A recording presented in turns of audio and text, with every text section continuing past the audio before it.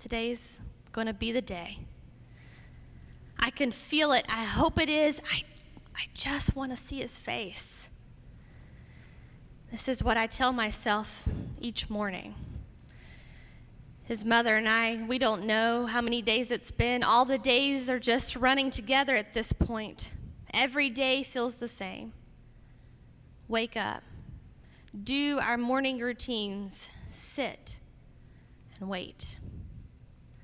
But I'll never stop waiting and looking out that window and hoping and praying and willing it to be today. Nope. It wasn't today. But tomorrow, maybe tomorrow, will be the day. So I settle into bed for the night and I begin to let my mind wander like I always do. And I imagine tonight will be the same that it has been for a while, just sleepless. I have spent so many sleepless nights imagining where he is, what he's done.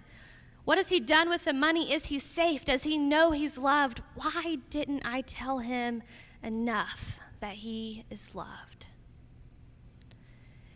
And I have spent days and weeks and months thinking about how I would respond to him. Every time I see someone walking towards our home, I think and I hope and I just will it to be him. Sometimes I just close my eyes and I imagine him walking down that dusty path past the tree lines. What would I say to him? Would I tell him of the ways he's disappointed me? Would I scold him like it's expected of me? Just so many thoughts running through my head. And then, I remember the day he was born. It was a really long night for his mother and for him. I remember taking him out of her arms and holding him for the first time, just one of my greatest loves, knowing that I was a part of creating something so beautiful and amazing. Holding him, I looked at his perfect skin and his perfect dark hair and eyes and counted his hands and toes 2 times, 3 times, okay, still there. Just so many emotions washed over me that early morning. And when I looked at him, all I could think about were the hopes and the dreams that I had for him. This has always been a different kind of love.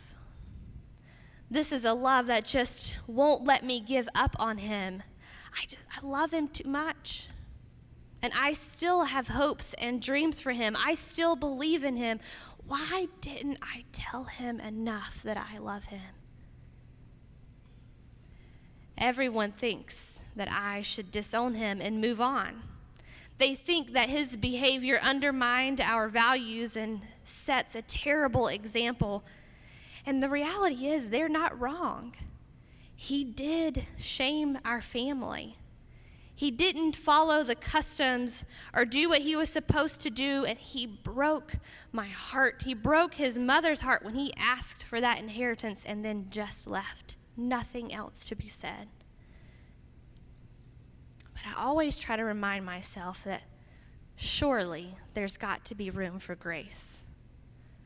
My love for him is just too deep and too strong, no matter what. Still, people, they just don't understand. His older brother is angry. Gosh, he is so angry. He keeps telling me to forget about him and let him go, but how can I give up on him? Is that what he would want me to do if he were the one who left? But he then reminds me that he is the pious one and he would never have done such a thing. And he's not wrong either. He's such an amazing son. Do I tell him enough that I love him? Well, if I'm ever going to get to sleep, I've got to try. And then tomorrow I'll get up and I'll do it all over again. And I won't stop waiting. And I won't stop trying to find him. I won't give up hope. Today is a new day. And today is going to be the day. I can feel it. I hope it is. I just want to see his face. My daily mantra. I'll do my morning routine, and afterward, I'll go out and wait for him.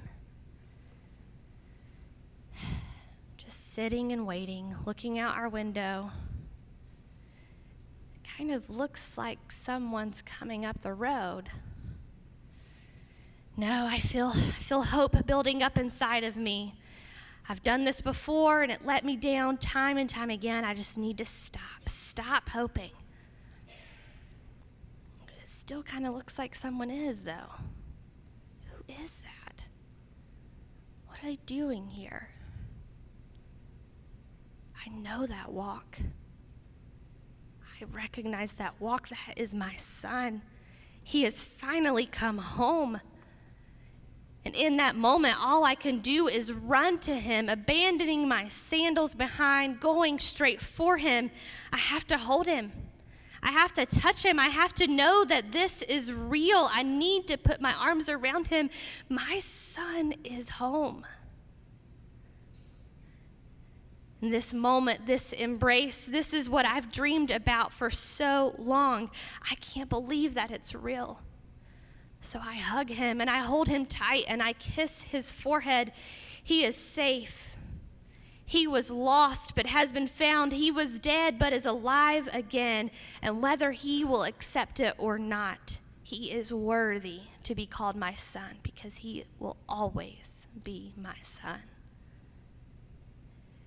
I immediately call my servants and say, get the best robe you can find. Find the ring and put it on his finger. Give him his sandals. Prepare a fatted calf. I want to have a feast and celebrate his return. I am just so filled with joy. My son is home. And as we're walking back toward the house, I just know others won't see it this way. They won't understand while I have welcomed him back and shown him grace. They'll let me know that it's a scandalous grace, and I don't disagree with them. But if I listened to everyone else and what society told me I should do, I would have just kicked him right back out. But I can't do that. I love him too much, and as I've said before, this is a different kind of love. And I want others to welcome him back too, even though it's going to be difficult. He's done some really harsh things. And that's why we're going to have our feast. I want to share this joy with others and to celebrate him being home, but I also want him to become part of this community again. So this is for them too. And for a while, I just forget about everything else around me. I forget that anyone else is near me. I forget what everyone else is doing. I don't know where anyone is. I'm just so wrapped up in my son being home, and the party starts. And I realized I haven't told his older brother. Where is he, anyways? He should be in here. He should be celebrating with us. His brother is safe and has been found. So we walk outside and find him waiting outside, just standing there, refusing to come inside. And I understand his anger and confusion. He has always been a great son. He's always done what is asked of him. And so I let him vent. I listen to him. And as I'm listening, I look at him and I realize he's in danger of becoming just as lost as his brother was. So I look at him in the eyes and I let him know everything I have is yours. I love you unconditionally, just as I love your brother. I want him to see that for me to have mercy on his brother does not mean that there is less mercy or grace for him. There's only more. We have so much more to give the both of them. More wine, more feasting, more music, more dancing, more mercy. And he can choose to come and join the feast, or he can stay outside thinking of nothing but his resentment. and it's his choice whether he joins or not. But there will still only be more mercy and more grace.